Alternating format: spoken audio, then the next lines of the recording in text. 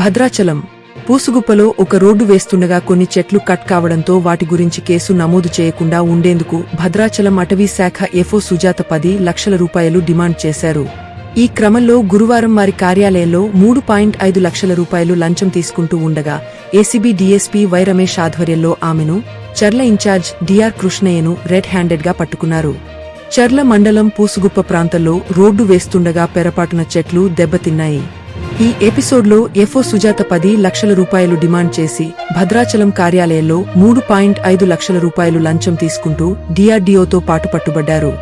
గతంలో కూడా కొత్తగూడెం అటవీ అభివృద్ధి సంస్థ జిల్లా అధికారి 3.5 లక్షలు లంచం తీసుకుంటూ పట్టుబడ్డారు. ఈరోజు మనం భద్రాచలం ఫారెస్ట్ డివిజనల్ ఆఫీస్ దగ్గర ఉన్నాము. భద్రాద్రి కొత్తగూడెం జిల్లా భద్రాచలం ఫారెస్ట్ డివిజనల్ ఆఫీస్ దగ్గర ఉన్నాం. ఈరోజు నేను ఏసీబీ డీఎస్పీని, నా పేరు Y Ramesh, DSP ACB Khammam Bhadradri Kothagudem చూస్తాను. ఇక్కడ ఈరోజు మేము ఎఫ్డీఓ గారు శాంతాపురి సుజాత, డిఆర్ఓ తేగడ భూక్యా కృష్ణ, ఈయన చర్ల ఫారెస్ట్ రేంజ్ ఆఫీసర్ కూడా అయిన వీళ్ళిద్దరిని ఏసీబీ ఈరోజు మా టీం ట్రాప్ చేసింది. వీళ్ళు 3.5 లక్షల రూపాయల లంచం, 3,50,000 లంచం తీసుకుంటాం రెడ్ హ్యాండ్గా ఏసీబీ పట్టుకుంది. ఎఫ్డీఓ గారి పేరు శాంతాపురి సుజాత, డిఆర్ఓ పేరు భూక్యా కృష్ణ, ఈయన తేగడ డిఆర్ఓ గారు, ఈయన చర్లకి ఇన్ఛార్జ్ ఎఫ్ఆర్ఓ ఉన్నారు. ఈయన సబ్జెక్ట్ ఏంటంటే 2024-25లో పూసుగుప్ప టు ఛత్తీస్గఢ్ ఇది ఎల్డబ్ల్యూ ఎక్స్ట్రీమిస్ట్ వచ్చినప్పుడు రోడ్డు బీటీ రోడ్డు శాంక్షన్ అయింది. ఒక 2 కిలోమీటర్స్ బీటీ రోడ్డు.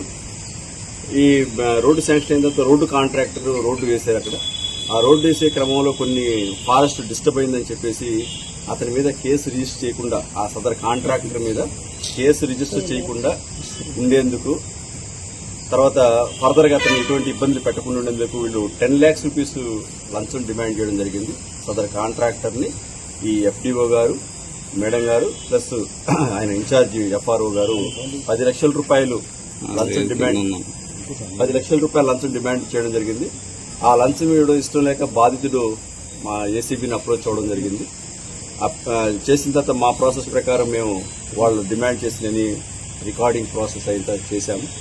చేసిన తర్వాత వాళ్ళు 10 లక్షలు తీసుకుని అతను రిక్వెస్ట్ చేస్తే యాక్చువల్గా ఆ వర్క్ కూడా కంప్లీట్ అయిపోయింది. ఫర్దర్ కేసు పెట్టకుండా ఉండడానికి ఆయన రిక్వెస్ట్ చేస్తే 10 లక్షలు కాస్త రిక్వెస్ట్ చేస్తే 3.5 లక్షకి ఒప్పందం కుదిరింది. ఆ ఒప్పందం ప్రకారం ఈరోజు ఆయన 3.5 లక్షల రూపాయల కాంట్రాక్ట్ తీసుకొని రేంజర్ గారికి, ఇన్ఛార్జ్ రేంజర్ గారికి, నెక్స్ట్ మేడం గారికి, ఎఫ్డీఓ గారికి ఇస్తుండగా మా టీము రెడ్ హ్యాండ్గా పట్టుకుంది.